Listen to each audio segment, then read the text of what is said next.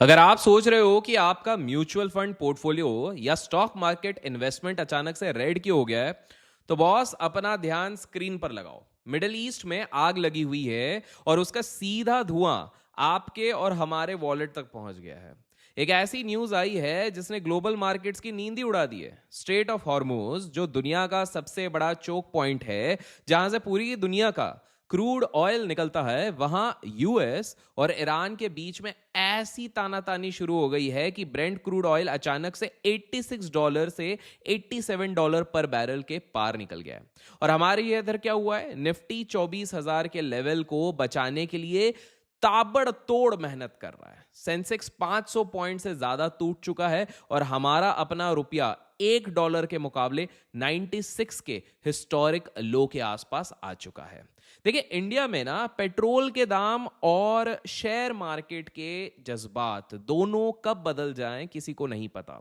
यहीं हर इन्वेस्टर सुबह उठकर पहले पोर्टफोलियो नहीं, ग्लोबल टेंशन चेक करना पड़ रहा है और ट्रम्प भाई साहब का ट्वीट चेक करना पड़ रहा है। तो आज की इस वीडियो में हम बात करेंगे कि इस तानातानी के पीछे आखिर कहानी क्या है। डोनाल्ड ट्रंप का वो 20% सिक्योरिटी टैक्स क्या है जिससे खलबली मची हुई है, चाहे डोमेस्टिक मार्केट हो या ग्लोबल मार्केट हो। इंडियन रुपी क्यों टूट रहा है और सबसे इंपॉर्टेंट, इस क्रैश में आपको अपना पैसा बचाना कैसे है और कौन से सेक्टर्स में आपको आने वाले समय में पैसा बन सकता है, ये सारी चीजें मैं आपको बताऊंगा। तो एंड तक बने रहिए, बिकॉज एंड तक रहेंगे तो सारे डिटेल में मिलेगा। और मेक श्योर लाइक का बटन दबाइए, बिकॉज मैं आज आपको ये भी अपॉर्चुनिटी बताऊंगा जहां सरकार खुद 1.5 लाख करोड़ रुपए डालने जा रही है। तो सबसे पहले हॉर्मोज और स्ट्रेट ऑफ हॉर्मोज की क्राइसिस को समझते हैं। सबसे पहले मामले की गहराइयों को समझिए कि वेस्ट एशिया यानी मिडिल ईस्ट इस वक्त बारूद के ढेर पर बैठा है। ईरान और अमेरिका के बीच का सीज फायर पूरी तरीके से कोलैप्स हो चुका है। लेटेस्ट रिपोर्ट्स के मुताबिक ईरान ने यूएई के 2 बड़े ऑयल टैंकर्स, कुछ अजीब अजीब से नाम है तो मैं नाम लेना नहीं चाहूंगा, पर क्रूज मिसाइल से अटैक कर दिया है। इस घमासान में एक इंडियन क्रू मेंबर की जान भी चली गई है, जिसके बाद इंडियन फॉरेन मिनिस्टर ने ईरानियन डिप्लोमेट को समन करके काफी ज्यादा बातें सुनाई हैं। लेकिन कहानी यहीं पर खत्म नहीं होती है। ईरान की IRGC, that is Islamic revolutionary guard corps ने अमेरिका की एक बहुत ही एडवांस MQ-1 ड्रोन भी मार गिराई है। अब इस पर अमेरिका के प्रेसिडेंट डोनाल्ड ट्रंप ने एक ऐसा नया कार्ड खेल दिया है जिससे पूरे ग्लोबल ट्रेड में हलकम मच गया है। ट्रंप भाई साहब ने अनाउंस किया है कि अब से अमेरिका बनेगा guardian of the straight of Hormuz. उन्होंने कहा है कि अगर किसी भी देश के जहाज को इस रूट से सेफली गुजरना है तो अमेरिका को 20% कार्गो सिक्योरिटी टैक्स देना पड़ेगा, जो लगभग 30 से $32 मिलियन पर वेसल निकल के आता है। अब ईरान इस बात पर अड़ गया है। उनका कहना है कि बॉस, इस समुंदर का असली मालिक और रक्षक तो भाई साहब हम लोग हैं, अमेरिका यहां पैर भी नहीं रख सकता है। ईरान ने तो सऊदी अरेबिया के आभा एयरपोर्ट पर कहीं ना कहीं जो रेबल्स के जरिए बैलिस्टिक मिसाइल से हिट करवाना शुरू कर दिया। सोचो, एक साथ 8 अरब कंट्रीज इस वक्त ईरान के टारगेट पर हैं। डोनाल्ड ट्रंप का कहना है कि यह जंग अभी 2 से 3 हफ्ते और चल सकती है, which is not a good news. अब हम बात करते हैं ग्लोबल ऑयल शॉक और रुपी के बारे में। अब आप बोलोगे, भाई वो वहां लड़ रहे हैं, हमारा पोर्टफोलियो इधर क्यों गिर पड़ रहा है? देखो बॉस, इंडिया अपनी जरूरत का 80% से ज्यादा क्रूड ऑयल इंपोर्ट करता है। जब भी मिडिल ईस्ट में पटाखा फूटता है, सबसे पहले क्रूड ऑयल के दाम बढ़ते हैं। जस्ट पिछले 24 से 48 आवर्स में क्रूड ऑयल 10% से ज्यादा उछलकर $87 के पास पहुंच गया। एक्सपर्ट्स का तो यहां तक कहना है कि अगर ये तानातानी ऐसे ही चलती रही तो पुराने दुख लौट आएंगे और क्रूड वापस से $100 या फिर $120 प्रति बैरल टच कर सकता है। और जैसे ही क्रूड ऑयल बढ़ता है, हमारा रुपी कमजोरी के साथ टूट जाता है। 2 ही दिन में रुपी 1% टूट के 96.5 के जोन में चला ही गया है, जो मई के बाद की सबसे बड़ी कमजोरी है। पता है क्यों? क्योंकि मार्केट ये मान के चल रहा था कि रुपी 93 94 तक स्ट्रांग होगा जब आरबीआई की FCNRB डिपॉजिट स्कीम से $50 बिलियन देश में आएगा। लेकिन इस ऑयल शॉक ने पूरा गेम ही बदल दिया है। अब इंपोर्टर्स डर के मारे भाग भाग के डॉलर खरीद रहे हैं और हमारा रुपी दबाव में गिर रहा है। देखिए, समझिए इस बात को, हमारे यहाँ डॉलर महंगा हो या सस्ता, आम आदमी का बजट तो हमेशा टाइट ही रहता है। पर इस बार डॉलर की फाइट ने रुपी को आईसीयू में ही लाके खड़ा कर दिया है।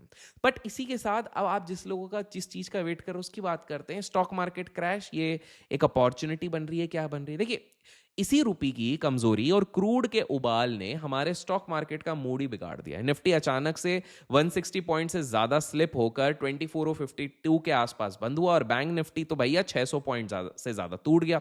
Auto, PSU banks, defence, IT और एफएमसीजी हर जगह दबाकर बिकवाली हो रही है। एचसीएल टेक, श्रीराम फाइनेंस और टाटा मोटर जैसे बड़े बड़े स्टॉक्स लचक गए हैं, कहीं ना कहीं गिर गए हैं। तो अब क्या करें? क्या सब कुछ बेचकर आराम से बैठ जाए? बिल्कुल नहीं।